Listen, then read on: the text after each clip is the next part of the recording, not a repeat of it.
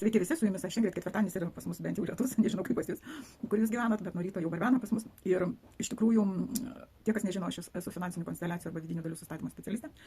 Vis dar laukianti sertifikatų iš Vokietijos, kai gausiu pasidalinsiu. Vat, ir tęsiam temą apie šešėlį. Kaip jau sakiau, šešėlis tai yra tai, ką mes nepripažįstam savyje, atmetam, slopinam arba tiesiog nesuvokiam, kad mes tai turim.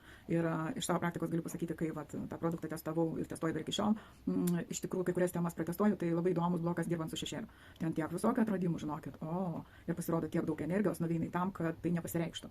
Ir kai integruojama šešėlis ekologiškai, po žmogu atsiranda labai daug ir resursų ir energijos tam, kam jis tai gali panaudoti. Šešėlio eliminuoti visiškai nedėrėtų, todėl kad jeigu jūs kažką tai turit, tai reikia pagalvoti, kaip tai padaryti savo naudingai.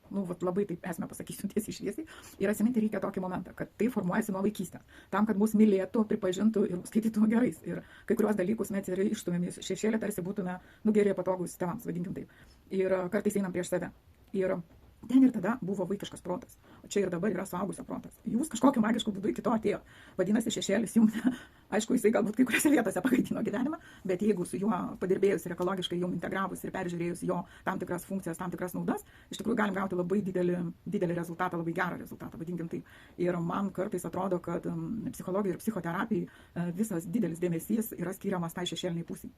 Bent jau man. Ir iš tikrųjų rytoj papasakosiu, ką aš pastebėjau dirbant su šešėliu. Tai labai įdomu, žinokit, ir pas save atradimų daug turiu. Ir visą ką, ir labai daug savybių mes nustumėm, tas, kurias galėtume pasinaudoti, integruoti ir su tuo viskas yra ok.